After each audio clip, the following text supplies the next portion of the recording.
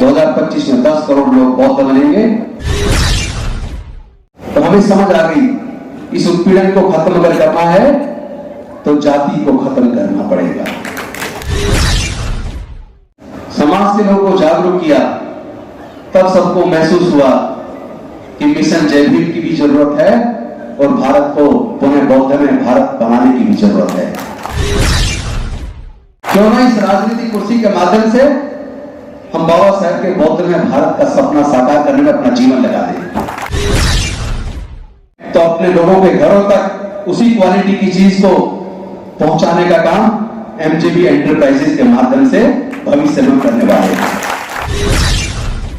जो अलग अलग तरह की स्किल वाले लोग हमारे समाज में मौजूद हैं, उनको हम एम्पैनल करेंगे और किसी का भी अगर एसी खराब हो, किसी का भी अगर पानी की लाइन खराब हो जाए, किसी को सफेदी करानी हो, किसी को कारपेंटर का काम कराना हो, एमजेबी एंटरप्राइजेस के एक हेल्पलाइन नंबर बहुत जल्दी जारी करेंगे। आप उस पर फोन करेंगे, 10 मिनट के अंदर आपके घर पे मैकेनिक पहुंचेगा, आपका एसी ठीक कर देगा, आपका फ्रिज ठीक कर देगा। वो आपके अपने समाज का आदमी होगा। आप अपने समाज को आर्थिक तौर पर इस तरीके से मजबूत करेंगे। ये जो सफर है बहुजन आंदोलन का, मिशन जय भीम का, इसको लेकर हम क्यों चल रहे हैं, कौन से वो कारण हैं, इसमें बड़ा लंबा चिंतन रहा। बहुत सारे साथियों ने मिलकर समाज के दुख दर्द और तकलीफों पर, होने वाले अत्याचारों पर, हाथों से छीन रहे रोजगार पर, दोबारा लौटती गुलामी पर गहन चिंतन और मनन के बाद ये तय किया कि जब तक मैं रहेगा तब तक हमारा सर्वनाश रहेगा। इसी वजह से डॉक्टर बाबा साहेब अम्बेडकर जी ने भारत का संविधान लिखा, उसकी प्रस्तावना लिखी, उसकी शुरुआत उन्होंने की वी द पीपल, हम भारत के लोग। उसी भावना के साथ हम सब ने मिलकर शुरुआत की है मिशन जय भीम के माध्यम से कि हम वी द पीपल के सपने को साकार करें। लेकिन मैं एक चेतावनी सबको देना चाहता हूं, आप व्यक्ति पूजक मत बनिए। जब जब हम किसी समाज के नेता को की पूजा करने लगे,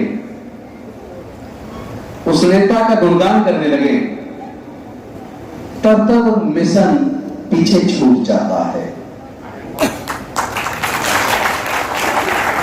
तो कृपया मेरे नाम के नारे न लगाए, मेरा ज्यादा गुणगान न करें।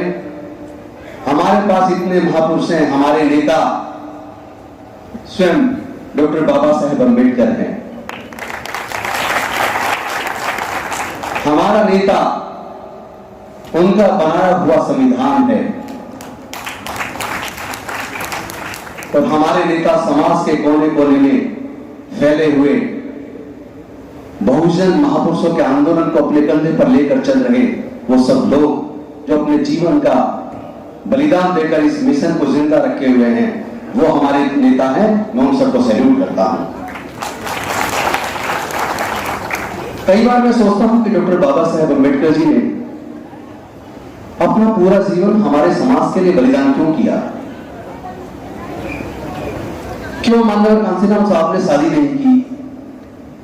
क्यों उन्होंने अपनी नौकरी को छोड़ दिया? क्यों उन्होंने अपने परिवार को छोड़ दिया? क्यों उन्होंने भी अपना पूरा जीवन इस बहुजन मिशन को दे दिया?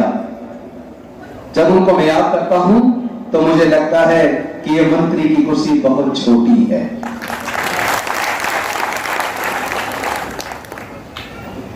बाबा साहेब और माननीय कांसीराम साहब वापस आने वाले नहीं हैं। हमारे सारे मिशन जय भीम के सिपाही, समता सैनिक दल के सिपाही, भारतीय बौद्ध महासभा के सिपाही और हमारे सभी संगठनों के सिपाही, मैं आप सबसे निवेदन करता हूं, आओ हम खुद बाबा साहेब और माननीय कांसीराम और अपने महापुरुषों के जीवन को क्यों ना खुद जिए, अपने जीवन में उसका अंगीकार करें। इसी सपने के साथ हमने शुरुआत की तो हमें एक बात तो समझ आ गई कि देश के अंदर जो गुलामी है, देश के अंदर जो शोषण है, जो बहन बेटियों की इज्जत लुट रही है, आवाज उठाने पर घर जला दिए जाते हैं, भाइयों को मार दिया जाता है, मॉब लिंचिंग हो रही है, देश के संसाधन बेचे जा रहे हैं, आए दिन हमारे लोगों की हत्या हो रही है और हत्या करने वालों को सरकार में बैठे हुए लोगों का संरक्षण प्राप्त हो रहा है। और जिस संविधान ने हमें अधिकार दिए, सुरक्षा दी, आज उस संविधान की रक्षा करने वाले प्रोटेक्टर माननीय सर्वोच्च न्यायालय के मुख्य न्यायाधीश के माध्यम से कल आपने सुना होगा कि पुलिस राजनीति के सामने गुलाम हो गई है, लोगों के अधिकारों का हनन हो रहा है। ऐसे में देश को कौन बचाएगा? इन सब परिस्थितियों की वजह से हमने मिशन जय भीम सब साथियों ने मिलकर उस सपने को देखा तो हमें समझ आ गई इस उत्पीड़न को खत्म अगर करना है तो जाति को खत्म करना पड़ेगा। शोषण का कारण वर्ण व्यवस्था है, वो धर्मशास्त्र है जो किसी को ऊंच और किसी को नीच बनाते हैं, वो धर्मशास्त्र है जो शिक्षा पर कुछ ही लोगों का नियंत्रण करते हैं, जो व्यापार पर कुछ ही लोगों का नियंत्रण करते हैं, जो रक्षा सुरक्षा पर कुछ ही लोगों का नियंत्रण करते हैं और देश के 90% लोगों को कोई अधिकार नहीं देते। मैं समझता हूं हमें ऐसे धर्मशास्त्रों की अब जरूरत नहीं है, हमें ऐसी व्यवस्था में अब जीने की जरूरत नहीं है जो किसी को ऊंच और किसी को नीच बनाए। हमें ऐसी व्यवस्था की जरूरत है जिसमें समता हो, भाईचारा हो, न्याय हो, करुणा हो, सील हो। और ये सब आज हम अगर अध्ययन करते हैं, बाबा साहेब को पढ़ते हैं, तथागत को पढ़ते हैं तो समझ आता है ये सारी चीजें बुद्ध के धम्म में है, ये सारी चीजें बुद्ध के धम्म में है। इसीलिए डॉक्टर बाबा साहेब अम्बेडकर जी ने बुद्ध के धम्म को ग्रहण किया और भारत को विषमता से दूर करने के लिए, गरीबी से बाहर निकालने के लिए, कुपोषण से बाहर निकालने के लिए, शोषण से पूरी मुक्ति के लिए उन्होंने बुद्ध के धम्म को चुना। लेकिन वो ज्यादा दिन तक हमारे बीच नहीं रहे। सही 1 महीना 22 दिन बाद हम ग्रहण करने के 1 महीना 22 दिन बाद महापरिनिर्वाण को प्राप्त हो गए। उसके बाद फिर समाज में अनेकों नेता आए। आपको पता है बाबू जगजीवन राम उनके समकालीन थे, उन्होंने अपने स्तर पर अपने तरीके से काम किया। उसके बाद एक और आवाज उठी उत्तर भारत से जिसने पूरे युवाओं में जोश भर दिया। आप सब जानते होंगे बुद्धप्रिय मौर्य, लेकिन वो भी सत्ता में आने के बाद, मंत्री बनने के बाद शायद पद से भटक गए। फिर उस आंदोलन को चलाने के लिए 2 लोग आए, एक तरफ मान्यवर कांसीराम साहब, एक तरफ पासवान साहब। पासवान साहब कुर्सी के पीछे चले गए और कांसीराम साहब ने कुर्सी को लात मारकर समाज को जगाने का काम किया। तो जो समाज के हक अधिकार के लिए कुर्सी को लात मारते हैं वो महानायक बनते हैं, और जो कुर्सी के वसीभूत होकर गुलाम हो जाते हैं, समाज के हक अधिकार को त्याग देते हैं, वो बहुत जाने उनको लोग याद नहीं करते। तो मैं समझता हूं आज अगर हम अपने समाज को सुरक्षित करना चाहते हैं, शोषण से मुक्त करना चाहते हैं, उनकी रोजगार के साधन बनाना चाहते हैं, उनके अंदर आत्मविश्वास पैदा करना चाहते हैं, तो हमें अपने महापुरुषों के रास्ते पर ही चलना होगा, बुद्ध के धम्म में चलना होगा और अपनी आर्थिक नीतियां हमें स्वयं बनानी होगी। जब हम कहते हैं कि भारत में बहुजन मूल निवासी 85% हैं, ये 85 का नारा 40 साल पहले का था। आज जो सर्वे होने वाला है, जो सेंसस होगा, आपको पता चलेगा अब बहुजन 88% है। 88% लोग दीनहीन, गरीब, बेसहारा, कुपोषण के शिकार, जुल्म के शिकार, अत्याचार के शिकार, बलात्कार के शिकार, साधन विहीन, और 12% देश के सभी संसाधनों पर कब्जा किए हुए हैं। संविधान की रक्षा करने वालों, वहां तक पहुंचने का जो रास्ता है वो कॉलेजियम से है। कॉलेजियम में हमारा कोई बहुजन का जज नहीं है। दूसरा रास्ता केंद्र की सरकार के माध्यम से है, तो वहां भी बहुजन समाज की कोई बात रखने वाला नहीं है। तो फिर संविधान की रक्षा कैसे होगी? देखिए, न्याय तब न्याय है जब लोगों को न्याय होता दिखे।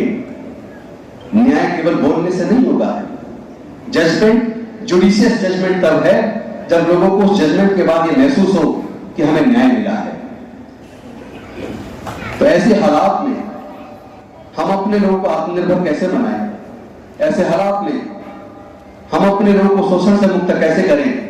जब हमने पूरी टीम ने मिलकर इस पर अध्ययन शुरू किया, पूरे देश का भ्रमण किया, बुद्धिजीवियों से चर्चा की, समाज के लोगों को जागरूक किया, तब सबको महसूस हुआ कि मिशन जय भीम की भी जरूरत है और भारत को पुनः बौद्ध में भारत बनाने की भी जरूरत है। तभी हम लोगों ने एक नारा दिया, और मैं चाहता हूं वो नारा आप मेरे साथ बोले, जाति तोड़ो, जाति तोड़ो, जाति तोड़ो, जाति तोड़ो। इसी सपने के साथ बौद्ध में भारत का निर्माण करने के लिए 14 अक्टूबर 2020 को दीक्षा भूमि में हमने संकल्प लिया कि हम भारत को बौद्ध में बनाने में ईमानदारी से अपनी भूमिका निभाएंगे। और हमने तय किया अशोक विजयदशमी 2025 को 10 करोड़ लोगों के साथ हम लोग अपने महापुरुषों की बहुमूल्य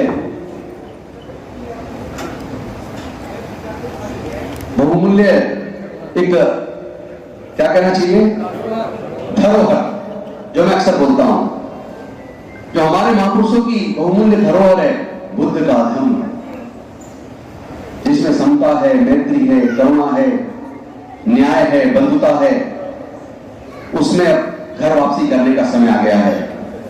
2025 में 10 करोड़ लोग बौद्ध बनेंगे। और मुझे ये आपको बताते हुए खुशी हो रही है कि हमारे बीच सफाई कर्मचारी आयोग के चेयरमैन संजय गहलोत जी बैठे हैं। इस बुद्ध धम्म के प्रचार प्रसार के लिए और 2025 के लक्ष्य की तैयारी के लिए उन्होंने अपनी पूरी टीम को एक साथ लेकर चंदा करके एक बौद्ध धम्म रथ का निर्माण करवाया है, जो 10 दिन के अंदर पूरा कंप्लीट होकर मिल जाएगा, जिसमें साउंड सिस्टम, अंदर बैठने की व्यवस्था, टॉयलेट की व्यवस्था, किचन, सारी व्यवस्था उस धम्म रथ में होगी, जिसमें बौद्ध भिक्षु होंगे, जिसमें समाज के हमारे युवा होंगे और पूरे देश का भ्रमण लगातार 2025 की अशोक विजयदशमी के दिन तक लगातार उसकी तैयारी में पूरे देश में धम्म रथ जाएगा। इससे पहले की तैयारी के बारे में आपको मिशन जय भीम के संगठन मंत्री, संगठन सचिव पुष्पांकर जी के द्वारा और राष्ट्रीय महासचिव निगम जी के द्वारा विस्तार से बताया गया कि ये हम सब का धम्म है, ये हम सब का मिशन जय भीम है। हमारा भी ये लक्ष्य रहेगा पूरे देश में घूमकर जितने भी देश के अंदर बौद्ध विहार हैं, जितने भी देश के अंदर संत गुरु रविदास भवन हैं, जितने भी देश के अंदर डॉक्टर बाबा साहब अम्बेडकर जी के नाम से भवन हैं, जितने भी वाल्मीकि जी के नाम से भवन हैं, जितने भी कबीरदास जी के नाम से भवन हैं, जितने भी बहुजन महापुरुषों के नाम से संगठन हैं, हम पूरे देश में घूम घूम कर उन संगठनों की सूची बनाएंगे, उनकी कार्यकारिणियों से एक तालमेल बनाएंगे और 2025 के लक्ष्य के लिए कुछ लोगों ने पूछा था 10 करोड़ लोग इतना बड़ा संख्या कहां पे करोगे? तो आज सबको शेयर कर रहा हूं। जब हमारे यहाँ शादियां होती हैं, लोग एक पर्टिकुलर व्यक्ति से शादी की तिथि दिखाते हैं, तो कभी कभी एक ही दिन के अंदर लाखों शादी होती है और उन लाखों शादियों में करोड़ों लोग इकट्ठा होते हैं। होते हैं नहीं होते? तो जिन स्थानों पर शादियों के लिए वो करोड़ों लोग इकट्ठे होते हैं, उन्हीं स्थानों पर बौद्ध धर्म की दीक्षा के लिए, अपने बुजुर्गों की सांस्कृतिक विरासत में वापस आने के लिए उन्हीं स्थानों को हम लोग बुक करेंगे। उसकी पूरी तैयारी चल रही है, मुझे बड़ी खुशी हो रही है। बस अब एक ही बात है कि राजनीति में आने का सोचा नहीं था, बाई चांस आना हो गया। जब आ ही गए हैं तो क्यों ना हम राजनीति को समाज के विकास का एक हथियार बना दें। क्यों ना इस राजनीतिक कुर्सी के माध्यम से हम बाबा साहेब के बौद्ध में भारत का सपना साकार करने में अपना जीवन लगा दें। एक बात और कहना चाहता हूं, भारत में लगभग 130 से 135 करोड़ लोग हैं। इस 130 से 135 करोड़ लोगों में 110 से 115 करोड़ बहुजन हैं। इसका मतलब हम दुनिया के सबसे बड़े कंज्यूमर हैं, यानी कि हम दुनिया की सबसे बड़ी आर्थिक शक्ति बनने की ताकत रखते हैं। तो कह यह कि हमने अपनी ताकत को पहचाना नहीं है। अपनी संख्या बल को अपनी ताकत बना दो, तमाम देश के बहुजनों को एकजुट कर दो। राजनीतिक पार्टियां अपना काम करेंगी, लेकिन भारत में समता हो, मैत्री हो, भाईचारा हो, न्याय हो, बंधुता हो, सील हो, करुणा हो, इसके लिए हम तमाम बहुजन संगठन एकजुट होकर एक मिनिमम कॉमन प्रोग्राम बनाकर, हमें अगर एकजुट हो गए फिर हमें किसी से लड़ने की जरूरत नहीं पड़ेगी, क्योंकि जो लोग एकजुट होते हैं उनके ऊपर कोई हमला नहीं करता। लेकिन ध्यान रहे, दुनिया में जातियां नहीं है, कुदरत ने जातियां नहीं बनाई। कुदरत ने जातियां नहीं बनाई। अमेरिका में जातियां नहीं है, फ्रांस में जातियां नहीं है, जर्मनी में जातियां नहीं है, इंग्लैंड में जातियां नहीं है, जापान में जातियां नहीं है, चाइना में जातियां नहीं है, ऑस्ट्रेलिया में जातियां नहीं है। जातियां केवल भारत के सब कॉन्टिनेंट में है, और जिन लोगों ने जातियां बनाई उन्होंने देश के सारे संसाधनों पर कब्जा कर लिया। तो अगर हमें अपना हक चाहिए तो हमें ये जातियां तोड़नी पड़ेगी। हम इन जातियों को तोड़ेंगे, हम इस जाति व्यवस्था को खत्म करके एक समता मूलक समाज का सपना जो बाबा साहब ने देखा था, उस सपने को साकार करेंगे। आओ हम लोग मिलकर अपने समाज को सशक्त बनाने के लिए अपनी संख्या को हथियार के तौर पर इस्तेमाल करते हुए एक आर्थिक शक्ति का आगाज करें। उत्पादन का काम हम करते हैं, निर्माण का काम हम करते हैं, तो फिर हम अपने पैसे को बाहर जाने से रोक सकते हैं। ऐसी कौन सी चीज है जिसका उत्पादन हम न करते हो? ऐसी कौन सी चीज है जिसका निर्माण हम न करते हो? हम बाहर से सामान खरीद रहे हैं। जब उत्पादन भी हम कर रहे हैं, निर्माण भी हम कर रहे हैं, तो अपने लोगों के घरों तक उसी क्वालिटी की चीज को पहुंचाने का काम एमजेबी एंटरप्राइजेस के माध्यम से भविष्य में करने वाले हैं।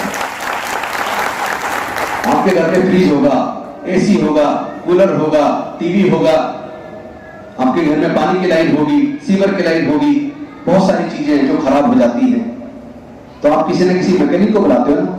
आपका फ्रिज हो जाएगा खराब, तो आप फ्रिज ठीक करने के मैकेनिक को बुलाएंगे। आपका एसी खराब होगा, आप उसके मैकेनिक को बुलाएंगे। आपकी गाड़ी खराब होगी, आप उसके मैकेनिक को बुलाएंगे। और मैकेनिक 100 में से 98% इन बहुजनों में से मिलेंगे। गलत तो नहीं कह रहा हूं? तो हम इनको एम्पैनल करेंगे। जो अलग अलग तरह की स्किल वाले लोग हमारे समाज में मौजूद हैं, उनको हम एम्पैनल करेंगे। और किसी का भी अगर एसी खराब हो, किसी का भी अगर पानी की लाइन खराब हो जाए, किसी को सफेदी करानी हो, किसी को कारपेंटर का काम कराना हो, एमजेबी एंटरप्राइजेस के एक हेल्पलाइन नंबर बहुत जल्दी जारी करेंगे। आप उस पर फोन करेंगे, 10 मिनट के अंदर आपके घर पे मैकेनिक पहुंचेगा, आपका एसी ठीक कर देगा, आपका फ्रिज ठीक कर देगा, वो आपके अपने समाज का आदमी होगा। आप अपने समाज को आर्थिक तौर पर इस तरीके से मजबूत करेंगे। बहुत बड़ा एक पूरा रोड मैप हमने तैयार किया है, पूरा रोड मैप है कि कैसे हम अपने समाज को एक आर्थिक ताकत के रूप में तैयार कर सकते हैं, कैसे हम बाबा साहेब के पौधे में भारत के सपने को साकार कर सकते हैं। लोग कहते हैं 10 करोड़ बहुत ज्यादा है। अरे भाई 110 से 115 करोड़ बहुजन है, हमने तो उसमें 10% से भी कम लिया है। इसलिए ये असंभव सपना नहीं है। बाबा साहब जो सोचते थे उसको पूरा विचार करके उस पर होमवर्क करते थे, उसको अंजाम तक पहुंचाते थे। किसने सपना देखा था कि हजारों साल की गुलामी को तोड़ पाएंगे? बाबा साहब ने उसको तोड़ के दिखा दिया, उसको साकार करके दिखा दिया। तो अगर हम बाबा साहब के बच्चे हैं, अगर हम भीम सिपाही हैं, अगर हम मिशन के प्रति ईमानदार हैं, तो हम आर्थिक ताकत बन के दिखाएंगे। हम इस पूरे बहुजन समाज को एकजुट करके दिखाएंगे, और जो लोग इसमें बाधा बनेंगे वो समाज के गद्दार कहलाएंगे, वो समाज के गद्दार कहलाएंगे। आप किसी एक व्यक्ति को हीरो मत बनाओ। बाबा साहब हमारे नेता हैं और भारत का संविधान, हमारा संविधान जिसके माध्यम से हमें चलना है, वो हमारा नेता, उसके सामने नतमस्तक होंगे। जब व्यक्ति मजबूत होता है तब तक समाज कमजोर होता है। आओ हम सब मिलकर समाज को मजबूत करें।